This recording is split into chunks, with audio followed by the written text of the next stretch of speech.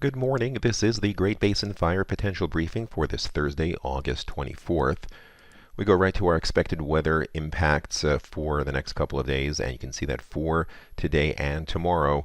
We'll start with Idaho. We still have the potential for lightning and some isolated thunderstorms, mainly today, where you see the red and even a little bit isolated down here in parts of eastern Idaho, but where you see the orange, where we had a fair amount of lightning over the past 24 hours, we will be expecting gusty winds of 15 to 30 miles per hour, along with gradual drying.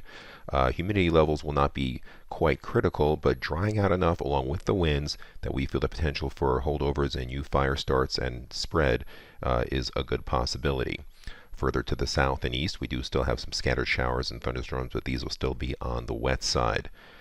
Now, if we look at the map on the right-hand side as we go through Saturday, Sunday, and Monday, the focus becomes a heat wave, which starts out not much wind, but temperatures near record levels, easily 10 to 15 degrees hotter than normal across the western portion of the Great Basin, pushing into Idaho, and eventually spreading eastwards across the entire Great Basin, probably by the middle of next week. So this will be our next concern. Over the past 24 hours, a significant amount of lightning across just about the entire geographic area.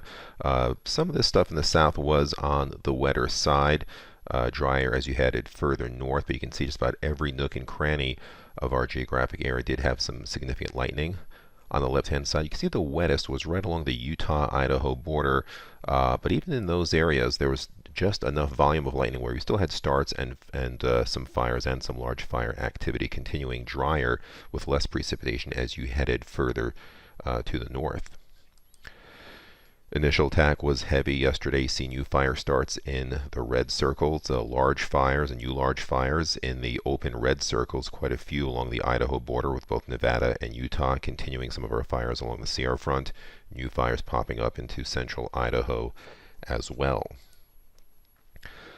Looking at observed precipitation over the past 7 days, not including yesterday, you can see quite dry across most areas, very dry across Idaho. We really didn't have much in the way of precipitation other than isolated storms. Over the past 14 days, a little bit wetter across our southern and eastern areas and mostly dry elsewhere. Taking a look further at our ERCs, you can see most critical up in northern Idaho, or at least our central mountains of Idaho, and even approaching eastern Idaho and parts of western Wyoming. They've steadily dried out quite a bit. And it's this area right along the Idaho, Utah, Nevada border, which we've had new fire starts. Some of the ERCs have not always been quite critical, but if you look at some of the fuels on the lighter side, on the 10-hour fuel side, you can see where these tannish to reddish colors are. Those fuels are in the 3 to 5% range, and that's good enough to get fire starts in lighter brush and grass. Here's our satellite imagery as we go through the next couple of hours. We see a trough of low pressure developing here across the Pacific Northwest. Tighter wind field, where you see these height lines grouped closer together. That'll bring some wind concerns. Still a bit of a frontal system pushing out of Oregon, eastern Oregon. That'll sweep into parts of northern and central Idaho. So we are still having some lightning concerns up here in the central mountains out towards the Payette area. Maybe some more lightning in southern Nevada and parts of southeastern Utah, but in a lot of other areas, we are starting to clear out, more sunshine, more heat developing on some of our new fire starts in the past 24 hours. So here's a look at our upper level map for this afternoon. You can see that there's a trough of low pressure pushing through the Pacific Northwest. The tightening height lines in yellow indicate stronger winds, and this little green shot through here is another front. It could trigger some isolated or scattered thunderstorms very close to some of our central mountains of Idaho. Drier air pushing in from the south and west. So you can see through here on our significant fire potential, we do have high risk for lightning in our zone Great Basin 1, which pretty much encompasses much of the Payette National Forest. That matches up with what's going on further north in Idaho and Montana and eastern Oregon. Otherwise, strong gusty winds overspreading much of Idaho today, which is problematic given the lightning that we've had in the past 24 hours. Elsewhere further south, with some of the higher humidities and some wetting rains and the lightning, some of our fuels have moderated just a little bit, but as we'll see later in the forecast, that is just going to be a temporary state of affairs.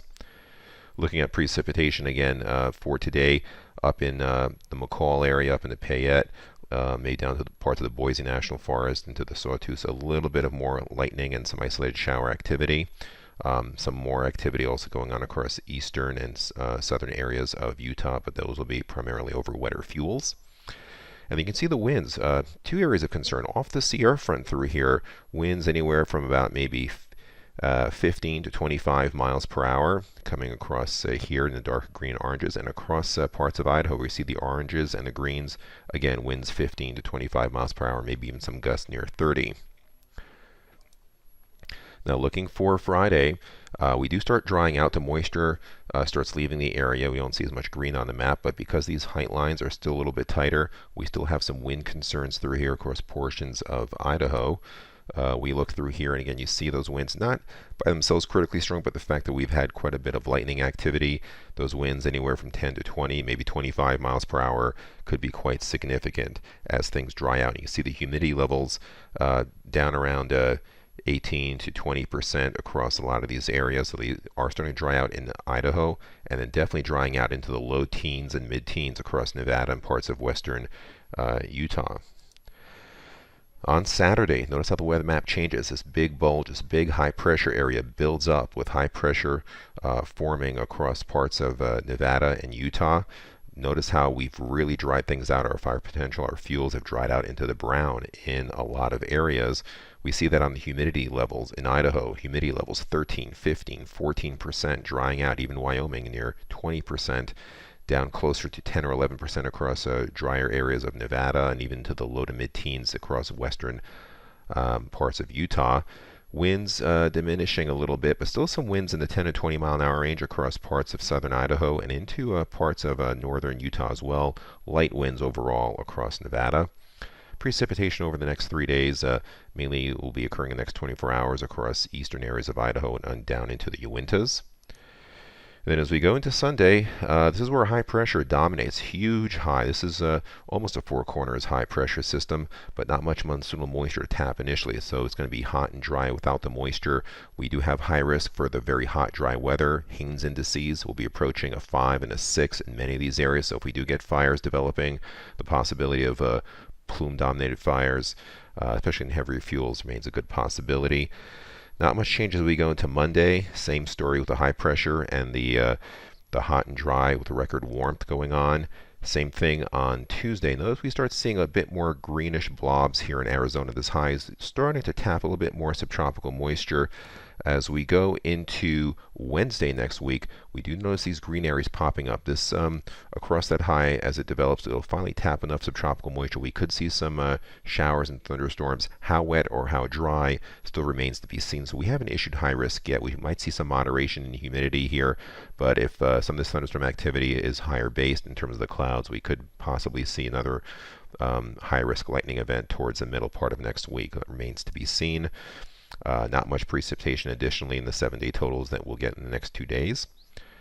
And our 8 to 14 day outlook takes us from August 31st through September 6th. And notice the extremely above normal temperatures across parts of Idaho and our northern areas. Basically everyone's above normal. Monsoonal activity may make a return to our southern areas, but we stay dry to the north. This concludes our briefing. Have a great day.